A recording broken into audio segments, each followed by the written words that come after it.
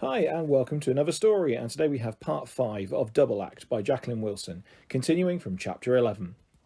Dad still wouldn't hear of it at first, but we kept on at him. You kept on at him. On and on and on, and then he started to weaken. It was Rose too. She said we should go for it. She said she'd wished she had a proper education. It's a great chance. It's ever such a famous school. If one of them got a scholarship there, then they'd be able to go on to do anything, achieve anything. She's just desperate to get rid of us because we're driving her crackers. You sometimes drive me crackers, Ruby. You won't ever change your mind about anyone. Or anything. So, we're going to Marnock Heights. We're sitting the exam, that's all, and I don't see the point, as there's 2 of us and only 1 scholarship.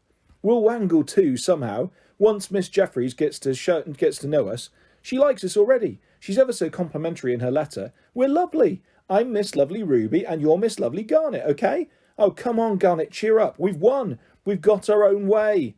You've got your own way. And I'm worried about the exam. She doesn't say what sort. If it's an interview, then I'm scared I'll go all stupid and shy and not know what to say. Like at the audition. It's okay. I'll do all the talking. You just leave it to me. So, I left the talking to Ruby. We were shown into Miss Jeffrey's study, and she shook our hands and smiled and gave us tea and biscuits. And as we sipped and nibbled, Miss Jeffreys asked us questions. They were really hard questions too, like, why do you think education for girls is important? And what are your ambitions for the future? And what do you like doing in your spare time? And even, how do you feel about being a twin? I feel bad about being a twin because I let Ruby down. I couldn't think of anything to say. I just tagged on to the end of her sentences. She was brilliant. Mega brilliant. It was easy peasy. I didn't say what I really think, naturally. I just said all this stuff to impress Miss Jeffreys and make her see that we are ideal pupils for Marnock Heights. I don't care a bit about education, but I spouted stuff that old Rosie Rotbag said the other day, and I said truthfully enough that our ambition is to be famous actresses. But I said we needed to study Shakespeare, and if we stay in Cussup, you don't even get started on Shakespeare until you go to sixth form college. And I said that in our spare time we acted, and we also read lots, and I named all the books that Garnet likes, and some of Dad's Dickens and Hardy, and Miss Jeffreys looked dead impressed. She asked about the stories, but I made some stuff up, and sure she swallowed it. And then, when she asked about the twin bit, I said it was just like being one person, only we were twice as good as anyone else. She laughed and said it was a really good answer. So, I said that it was ever so important that we mustn't ever be separated, and that as we always shared everything, maybe we should share a scholarship too. Dad got all fidgety then, but she laughed even more. Then she took us all around the school and the grounds, and it is truly fantastic. The other girls seem okay too. One looked a bit snobby, so I stuck my tongue out at her, but she stuck her tongue out back at me, and then we both grinned. She had red hair and little wicked eyes. I think we'll be friends with her when we come to Marnock Heights. If. Look, I keep telling you, Garnet, we'll get there, okay? We had to sit in the library and do that boring old written exam. And I must admit, that got me a bit worked up because that other teacher insisted that we sit at opposite ends so we couldn't work together, the way we always do. That was ever so unfair. And then when I caught your eye and we were sort of conferring, it was mean of the teacher to make me turn around and face the other way. They don't understand. We weren't cheating or anything. It's just the way we work, isn't it? Especially when it comes to all that boring stuff like arithmetic and general knowledge. And that composition was ultra blobby boring. Snow in winter. What did you write, eh?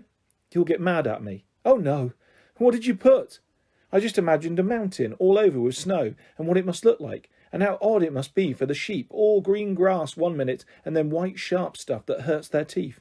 And people always say there's a blanket of snow on the ground, and yet if you were under that blanket, buried, you'd be dead. And how once, when we were making snow angels in the park, I stopped moving my arms and legs to see what it would feel like to be frozen. And snow looks so clean and pure, but nothing's dirtier when everyone's trudged through it, and it's all grey with yellow patches, and how it's always like that. It can't ever stay the same, and yet each time you hope there'll be a way of keeping it looking beautiful. Oh, yucky, yucky, yuck. What did you have to write that rubbish for? I just bunged a few bits down about robins and icicles and footsteps crunching, like the verses inside Christmas cards. That's what they wanted, you idiot, not all your weirdo ramble. I'm sorry, Ruby. Yes, well, so you should be. Ruby, what if you get accepted for the scholarship and I don't? We're both going to get a scholarship, but what if we don't? Would you go to Marnock Heights without me? I keep telling you, we're going together. Yes, and I keep asking and asking, if it's just you that gets accepted, will you go? No. Yes, I don't know. I think you should. though it would be horrible without you, but I can't stand it if I'm always going to be the one that holds you back. Marnock Heights, Gorsley, Sussex, 29th of May. Dear Mr. Barker, I thoroughly enjoyed meeting you and your delightful daughters last week.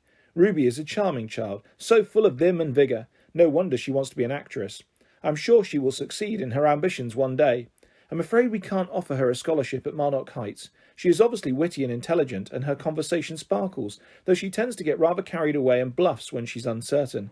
Her written work is lively, if a little slapdash, but I'm afraid she failed several of our tests. If she could only apply herself more vigorously, then I'm sure she could reach a far higher standard. I feel she's relied on her sister to do all her work for so long that she's failed to reach her full academic potential. Garnet, too, might benefit from a term of separation from her sister. She lets Ruby do all her talking for her, and therefore does not interview at all well. However, she came into her own in the written tests. She has a few gaps in her knowledge, but on the whole she did very well. Her essay was outstanding, extremely sensitive and mature. We would like to offer her a full scholarship at Marnock Heights, commencing in the autumn term. With best wishes, yours sincerely, Miss Jeffreys, head teacher. We're not going to be held back, either of us. We're going rushing forwards to Marnock Heights. 12. Chapter 12. We couldn't believe it. We thought Miss Jeffreys had got us mixed up. She means me, said Ruby. She must mean me. Yes, it can't be me, I said. Ruby will have got the scholarship. No, said Dad. It's definitely Garnet. Let me see the letter, Ruby demanded. Dad didn't want either of us to see it. It's addressed to me, he said, and it's plain what it says. There's no mix-up. She's just got our names around the wrong way, Ruby insisted. It's always happening. Not this time, said Rose. Look, it's absolutely not fair if she reads the letter too when it's got nothing to do with her. She's not our mother, said Ruby. No, but I'm your father, and I want you to calm down, Ruby, and we'll talk all this over carefully. Not till you show me the letter. I'd show both girls the letter, said Rose. They're not little kids. I think they should see what it says. So Dad showed us. It was like a smack in the face. Not for me, for Ruby. I read quicker than she does. I watched her face while she was finishing the letter. I couldn't bear it. She's written a whole lot of rubbish, I said quickly. She only met us for one afternoon, and yet she thinks she knows us. Well, she doesn't, does she, Ruby? Ruby was getting very red in the face. She screwed her eyes up. She looked as if she was trying hard not to cry. But Ruby never cries. Ruby, I said, and I put my arm around her. She wriggled away as if my arm had turned into a snake. Oh, Ruby, I said, and I was the one who started crying. Look, I'm not going to go to Marnock Heights. I didn't even want to go in the first place. It was you that wanted to, not me. I was making it worse. I think you should go, Garnet, said Rose. You've done very well. We should all be busy congratulating you. I know it's tough on Ruby, but, you don't know anything, I shouted. I couldn't stand it. I didn't want them ganging up on my side. I was on Ruby's side. Hey, we'll have less of that cheeky tone, said Dad. Rose, love, could you make us all a cup of coffee? Let's talk it over, eh? It's been a bit of a shock for all of us. Ruby, where are you going? There's nothing to talk about, said Ruby. Her voice sounded awful. She was trying to make it sound couldn't care less, but it kept catching in her throat. Garnet's got the scholarship. I haven't, and that's it. But I'm not going, Ruby. Please believe me. I promise I'm not going to go. I couldn't stand going there, especially without you. So why did you try ever so hard in all those silly tests and write all that yucky stuff for your essay, said Ruby. I don't know. I just didn't think. Oh, Ruby, I'm sorry. I tried to grab hold of her again, but she wouldn't let me. You get away from me, she said, ducking. Now, this is getting ridiculous, said Dad. Pull yourself together, Ruby. I'm ashamed of you. I know you've had a bit of a disappointment, but there's no need to be nasty to poor old Garnet. Why can't you be big enough to congratulate her? She didn't act like this over that television audition. Now did she? She was full of praise for you. Dad was making it worse. I saw Ruby's eyes as she ducked. They were brimming over. Oh, congratulations, clever goody-goody Garnet, Ruby gabbled, and then she rushed out the room. I tried to follow her, but Dad stopped me. No, Garnet, let her go. She won't want you around for a bit, especially as she's crying, he said. Perhaps he did understand a little bit after all. But there's no need for you to cry, sweetheart. Rose is right. You've done brilliantly, and I'm very proud of you. I'm not going, though, I wept. Well, I can't make you go, and this boarding school lark certainly wasn't my idea, but I do think now that it's a wonderful opportunity. I'll say, said Rose, handing round the coffee. You've got to go for it, Garnet. I can't leave Ruby, I wailed. But Ruby would leave you, said Rose. That's different, I said. But it shouldn't be different, said Dad, and he pulled me onto his lap. This letter has made me see that maybe it's bad for you and Ruby to be together all the time. You're holding each other back, spoiling each other's chances. You're growing up now and you need to develop as two separate sisters. But we're not separate. We're twins. We can't do without each other. You're going to have to learn to someday, said Dad. You'll both grow up and have different jobs and have different lifestyles and have different families. No, we're going to stay together, I said. We'd got it all sorted out. We'd stick together when we were young and when we were old and when we were older. And if we ever wanted to get married, then we'd marry twins and have twin babies. And then when they grew up, they could stick together forever. And maybe they'd have twins too. And then they could... My head was buzzing with all these twins. I wanted my own twin. I could hear her upstairs. She was sobbing. I don't know what to do. It's worse than when Ruby wasn't talking to me. She's talking now, but not properly. And she only talks when we're with other people. When we're together, she hardly says anything. She won't play any of our games. She won't plan and any twin tricks so that we can do things simultaneously. She doesn't seem to want to be a twin anymore. She won't even dress like me now. She waits until she sees what I'm putting on, and then she puts on something entirely different.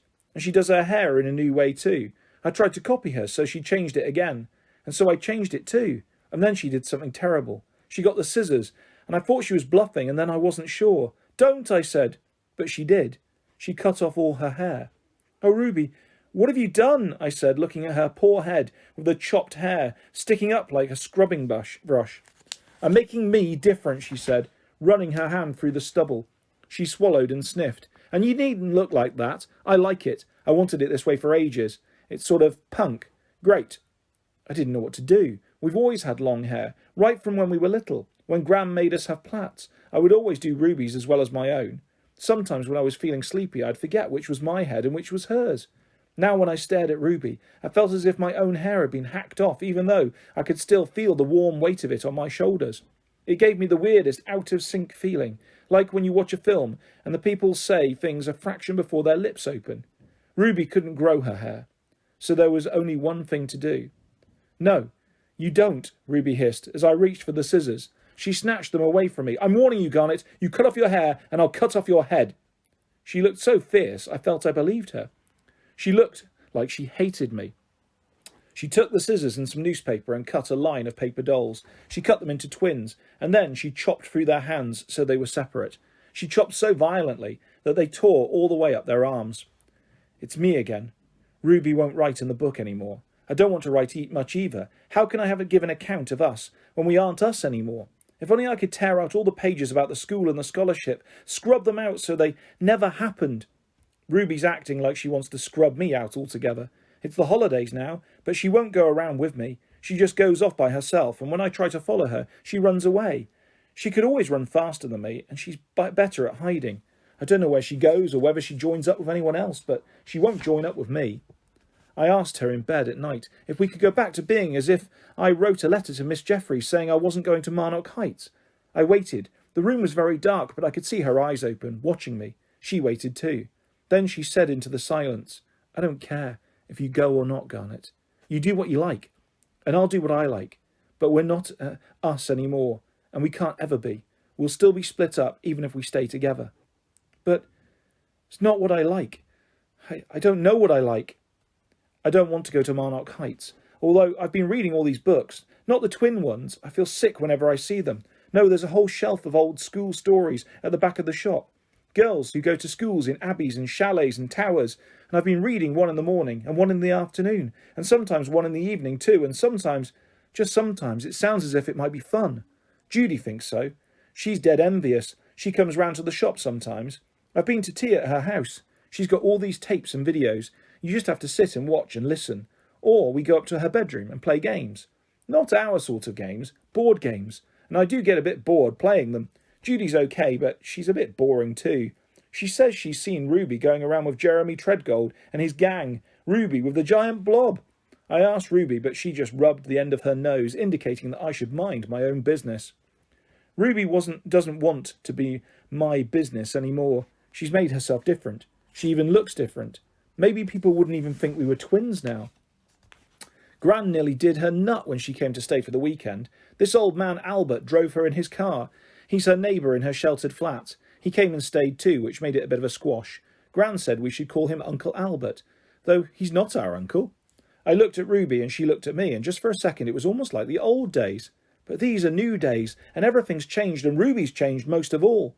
Whatever have you done to yourself, Ruby? Gran demanded. What do you look like? You're such a scruff, like a gutter child. And your hair, oh my lord, have you got nits? Leave off, Gran, said Ruby, fidgeting and scowling. For goodness sake, how could you let her run around like a ragamuffin? Gran said to Rose. Rose had tried to smarten Ruby up a bit for Gran's visit. She'd washed all her best clothes and ironed them, and she'd begged Ruby to let her try to neaten her up her new hairstyle. Ruby refused. She wore her oldest, dirtiest clothes and deliberately fished her old holy trainers out of the dustbin, even though Rose had bought her brand new ones specially. But Rose didn't say any of this. Ruby likes to be comfy, and we think her hairstyle really suits her, don't we, Ricky? Sure, said Dad, putting his arm around Rose. Well, at least Garnet looks fairly presentable, Gran sniffed. But what's all this I hear about you being packed off to boarding school, Garnet? I don't hold with that idea at all. What's the matter? Do they want to get rid of you? Of course we don't want to get rid of her, said Dad. We just think she should give it a try for a term, seeing as she's got this scholarship. But if she hates it, then of course she can come home whenever she wants. But like I said, I still don't know what I want. I'm starting to get nightmares about going to the school. And yet it's horrid at home now that Ruby is a stranger instead of a sister. I'd secretly hoped that I could talk to Gran in secret and ask if I could maybe go and live with her for a bit. But I'd forgotten how naggy and niggly she can be sometimes. And then there's Albert, who isn't our uncle. He's not part of our family, but it looks as if he and Gran are a new family all on their own. Then there's Dad and Rose. They have rows sometimes, but they always make it up, and when Rose tried ever so hard to cook a proper Sunday lunch for everyone, but somehow the beef got burnt, and the Yorkshire pudding sulked, and the potatoes wouldn't roast, and the beans went stringy, and the gravy had lumps. Dad still ate it up, every scrap on his plate, and said it was super, and even asked for seconds. They're a family too. I'm part of their family, and Gran's family, and I used to have Mum as a special family, but even more than Mum, there was always Ruby. Ruby and Garnet. Only now there's just Ruby. And Garnet. Ruby. Ruby? Oh, Ruby. And that is where we will leave part 5 of Double Act by Jacqueline Wilson. I'll be back soon with the last part of this fantastic story and lots more stories and videos coming your way very soon. If you'd like to subscribe or hit a like, that's always appreciated. Thanks for listening, guys. Take care. Bye-bye.